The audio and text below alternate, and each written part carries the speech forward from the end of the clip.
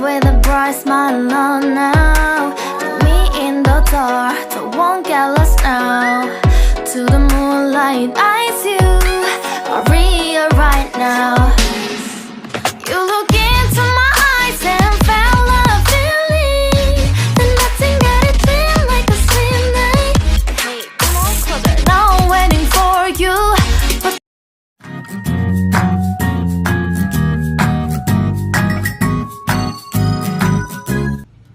Halo generasi milenial, selamat pagi ucapkan untuk anak-anak ibu semua di kelas 10. Nah, berjumpa kembali dengan saya Ibu RB di mata pelajaran sosiologi. Nah, di pertemuan kedua ini kita akan membahas materi mengenai sosiologi sebagai ilmu pengetahuan. Nah, sebelum memasuki materi kita, Ibu berikan satu kata motivasi. Hiduplah seakan-akan engkau mati besok, belajarlah seakan-akan engkau hidup selamanya. Dan mari kita simak video pembelajaran berikut. Nah, selamat pagi anak-anak ibu semua. Nah, di pertemuan ketiga ini kita akan membahas mengenai sosiologi sebagai ilmu pengetahuan lain. Nah, jadi yang pertama kita akan membahas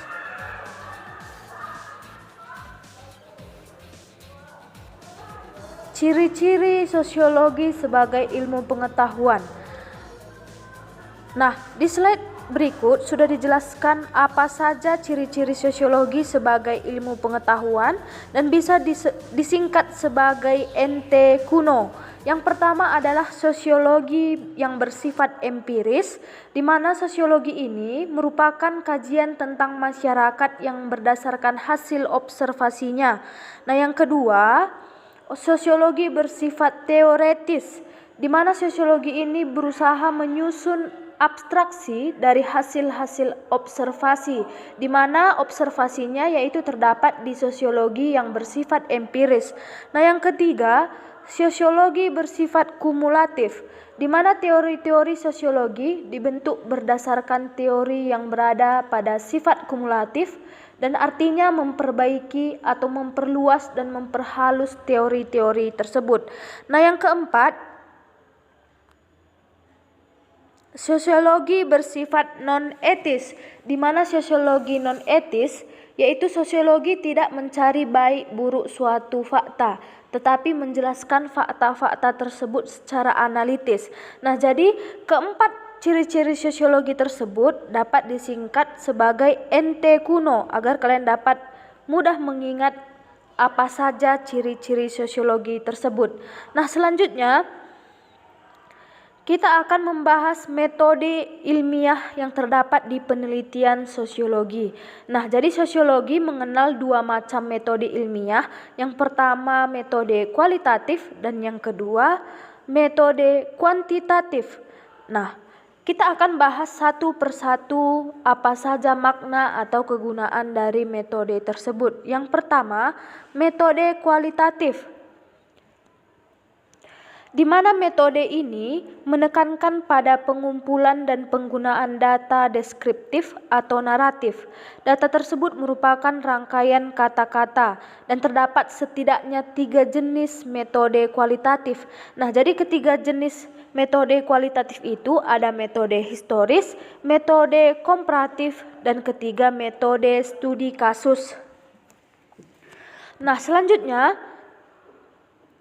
kita akan bahas satu persatu apa saja yang terdapat di metode kualitatif. Yang pertama adalah metode historis, di mana metode historis metode penelitian yang dilakukan dengan cara pengumpulan atau mengolah dan menganalisis data berupa peristiwa-peristiwa yang terjadi di masa lampau.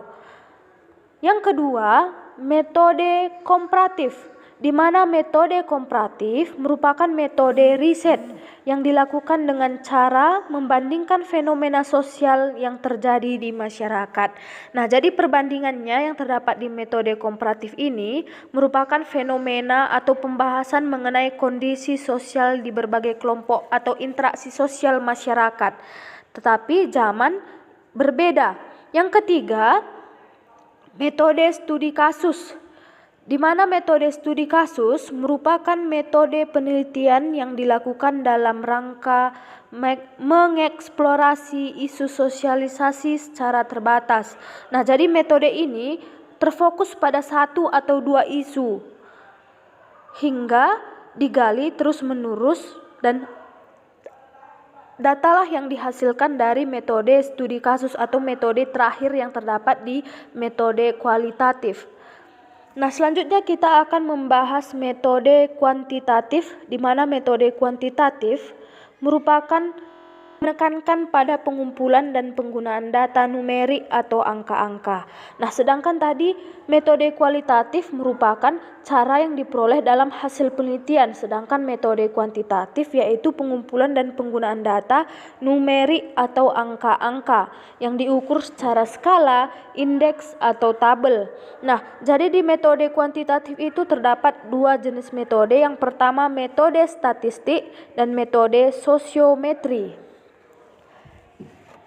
Dan kita akan bahas juga satu persatu. Yang pertama adalah metode statistik, di mana metode ini merupakan metode yang digunakan untuk melakukan pengolahan dan analisis fenomena sosial melalui data statistik. Nah, penggunaan data statistik menjadi kunci penelitian jenis ini. Nah, jadi statistiklah yang menjadi suatu kunci untuk keberhasilan sebuah penelitian di penelitian sosiologi, yaitu terkhusus di metode kuantitatif. Nah, yang kedua, metode sosiometri, di mana metode ini merupakan metode penelitian yang digunakan untuk menganalisis pola hubungan relasi atau jaringan sosial antar individu atau kelompok. Nah, jadi metode sosiometri sering disebut sebagai analisis jejaring sosial atau dalam bahasa lain Inggris sosial. Nah, selanjutnya langkah utama dalam penelitian sosial itu ada 7. Nah, jadi langkah-langkah utama dalam sebuah penelitian sosial ada 7. Kita akan bahas satu persatu. Yang pertama adalah mengidentifikasi masalah. Nah, jadi langkah-langkah utama tersebut dapat kalian lihat di buku halaman 15. Yang pertama adalah mengidentifikasi masalah. Yang kedua, merumuskan masalah dan menentukan ruang lingkup penelitian.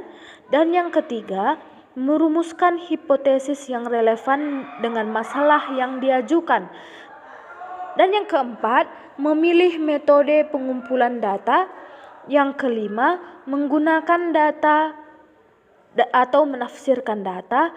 Yang ketujuh, membuat kesimpulan. Nah, jadi metode-metode tersebut dijadikan acuan untuk mengkaji gejala sosial yang terdapat di masyarakat. Nah, jadi sehingga melalui pengamatan yang seksama, jadi 7 langkah tersebut dilakukan oleh penelitian secara sederhana. Nah, jadi memahami bagaimana kondisi masyarakat setelah Anda melakukan penelitian atau melakukan pengamatan, bahkan observasi atau wawancara. Nah, selanjutnya hubungan sosiologi dengan ilmu lain. Nah, jadi di ilmuwan politik, ahli ekonomi dan ilmuwan sosial itu sangat berhubungan dengan sosiologi. Nah, jadi yang di hubungan sosiologi dengan ilmu lain itu terdapat 2. Ilmu sebagai terapan dan ilmu sebagai ilmu pengetahuan murni. Nah, jadi ada murni dan terapan. Nah, yang pertama, sosiologi disebut sebagai ilmu pengetahuan murni. Nah, jadi sosiologi yang bersifat murni ini bertujuan untuk menggambarkan dan membentuk pengetahuan secara abstrak guna mempertimbangkan mutunya. Yang kedua, terapan, di mana sosiologi terapan ini merupakan sosiologi yang bertujuan mencari cara-cara penggunaan pengetahuan ilmiah untuk memecahkan masalah praktis. Nah, jadi di samping sudah Ibu berikan contoh gambar apa saja ilmu pengetahuan yang berkaitan dengan terapan dan ilmu pengetahuan yang berkaitan dengan ilmu pengetahuan murni. Yang pertama, murni, gambarnya sudah dibuat di samping, dan terapan juga sudah dibuat di samping. Nah, selanjutnya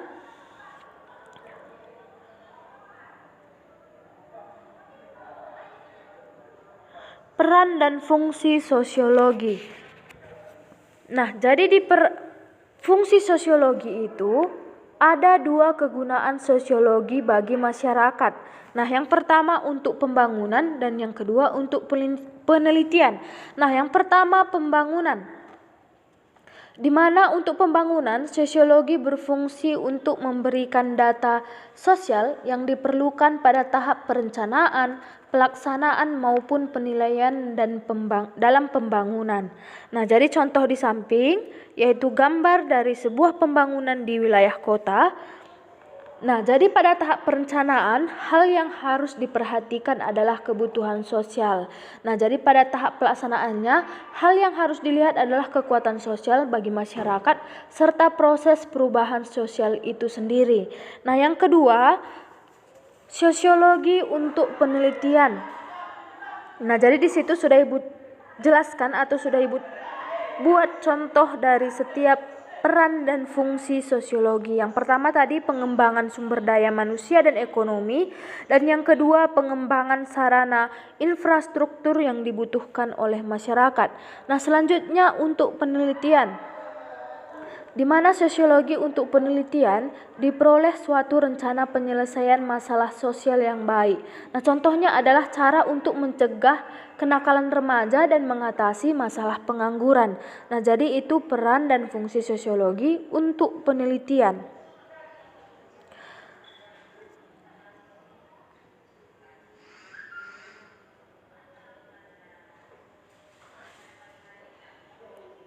Nah, jadi contoh lain yang bisa Ibu jelaskan adalah topik penelitian. Contohnya seorang peneliti membuat topik penelitian sosial yang berjudul Pandangan Anak Jalanan tentang Penerapan Pendidikan Non-Formal. Nah, dengan tujuan penelitian ini dilakukan adalah untuk mendapatkan informasi mengenal pandangan anak jalanan. Nah, jadi itu contoh-contoh dari sosiologi untuk penelitian. Nah, di sosiologi juga terdapat 4 peran dan fungsi sosiologi. Yang pertama, sosiologi sebagai ahli riset. Yang kedua, sosiologi sebagai konsultan kebijakan.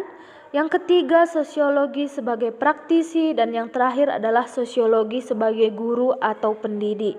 Nah, kita bahas satu persatu. Yang pertama tadi adalah sosiologi sebagai ilmu riset, di mana sosiologi sebagai ilmu riset melakukan riset ilmiah yang tujuannya adalah mencari data kehidupan sosial masyarakat. Nah, di buku kalian juga terdapat di halaman 16 sampai 17 apa saja makna dari setiap fungsi dan peran sosiologi tersebut. Nah, jadi di sosiologi sebagai ahli riset, data itu kemudian diolah menjadi karya ilmiah yang berguna bagi pengambilan keputusan dan memecahkan masalah-masalah di masyarakat. Yang kedua, sosiologi sebagai konsultan kebijakan. Nah, jadi sebagai konsultan kebijakan, sosiologi terlibat dalam perencanaan dan pelaksanaan kegiatan masyarakat. Nah, jadi seorang sosiologi bisa menghadirkan prediksi sosial berdasarkan pola-pola atau kecenderungan yang terjadi di masyarakat atau interaksi masyarakat. Nah, yang ketiga, sosiologi sebagai praktisi. Nah, di mana sosiologi sebagai praktisi merupakan sosiologi yang dapat membantu atau memperkirakan pengaruh kebijakan sosial yang mungkin terjadi. Nah, jadi contohnya di sini seperti efisiensi kerja, efektivitas program atau kegiatan masyarakat. Nah, jadi ilmuwan sosiologi yang harus memperhatikan nilai-nilai budaya dan karakter bangsa yang dibahasnya karena keduanya merupakan nilai ideal. Nah, jadi hubungannya antara karyawan, masalah moral maupun hubungan antara kelompok dalam organisasi. Nah, jadi itu maksud atau makna dari sosiologi sebagai praktisi. Nah, yang terakhir, sosiologi sebagai guru atau pendidik. Ini contohnya seperti Ibu mengajarkan bidang studi atau materi mengenai sosiologi. Nah, jadi mengajar merupakan salah satu kegiatan yang dapat digeluti oleh seorang sosiologi. Contohnya seorang guru yang memberikan ilmu sosiologi kepada seorang siswa. Nah, sosiolog berperan dalam mengajarkan dan mengembangkan sosiologi. Nah, sebagai ilmu di berbagai bidang dengan memberikan contoh-contoh yang terdapat di masyarakat, contohnya seperti interaksi sosial dan kelompok-kelompok sosial. Nah, jadi di materi ini kita hanya membahas 4 subbab saja dan kita lanjutkan minggu depan di pertemuan ketiga. Nah, untuk kali ini kita akan membahas 5 soal dan soal pertama dan soal kedua Ibu buat di video pembelajaran, sedangkan soal 3 sampai 5 Ibu buat di forum tugas di Google Classroom. Nah, soal pertama dapat dilihat di slide kita dan soal kedua dapat dilihat di slide kita. Nah, jadi apabila anak-anak Ibu ingin bertanya atau kurang memahami materi yang sudah Ibu sampaikan, dapat meninggalkan komentar di kolom komentar YouTube dan kolom komentar Google Classroom. Nah, jadi Ibu tutup pertemuan kali ini dengan salam SFD, semangat, fraternitas, Dina.